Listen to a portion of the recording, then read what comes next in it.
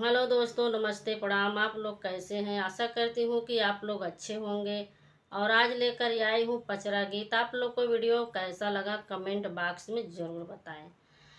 और वीडियो को फुल वॉच करके देखिए। और वीडियो को ज़्यादा से ज़्यादा लाइक शेयर कमेंट करिए। जो लोग अभी तक चैनल को सब्सक्राइब नहीं किए हैं दोस्तों, सब्सक्राइब कर लीजिए। और वीडियो को फुल वॉच करके सुनिए, देखिए, तभी आनंद आएगा। देवी मैया का पचरा गीत है। कावन माई जाननी कावन बाम बोला, कावन माई जाननी कावन बाम बोला।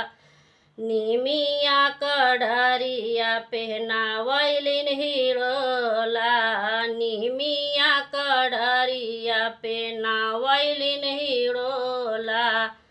काली माई जाननी दुर्गा बाम बोला, काली माई जाननी दुर्गा बाम बोला। निमिया कढ़रिया पहनावैलिन हिरोला, निमिया कढ़रिया पहनावैलिन हिरोला।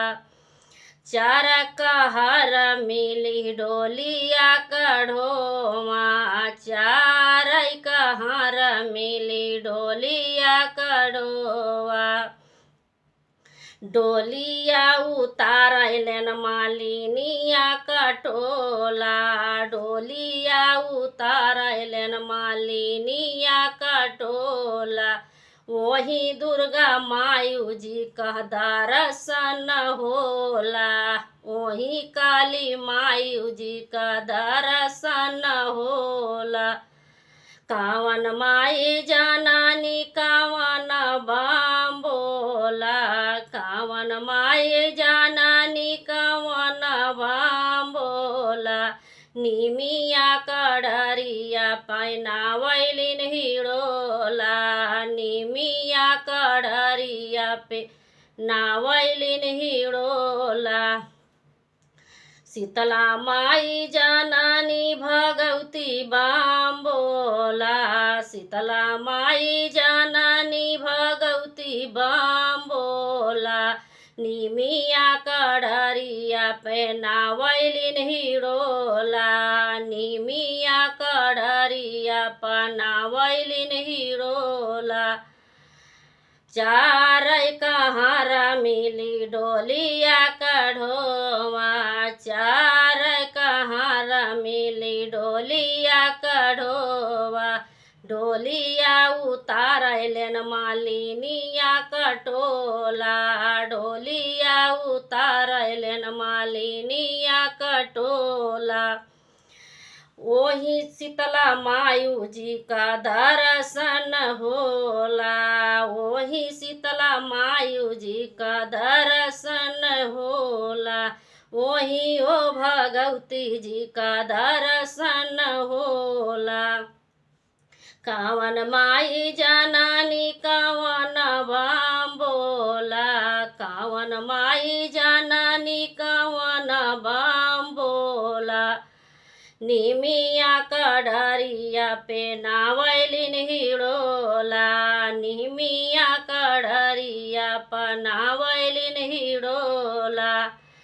छोहरी माई जाननी सातऊ बहनी बाम बोला, छोहरी माई जाननी सातऊ बहनी बाम बोला।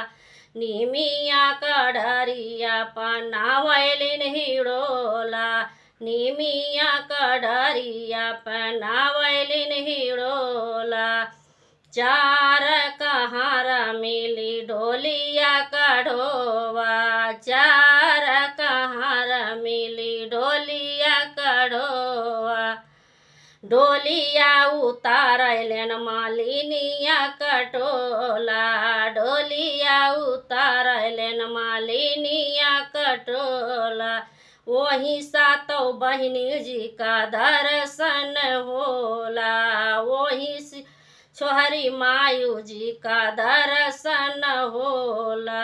कावन माई जाननी कावन बाम बोला, कावन माई जाननी कावन बाम निमिया कढ़रिया पे नावैलिन हिड़ोला, निमिया कढ़रिया पे नावैलिन हिड़ोला।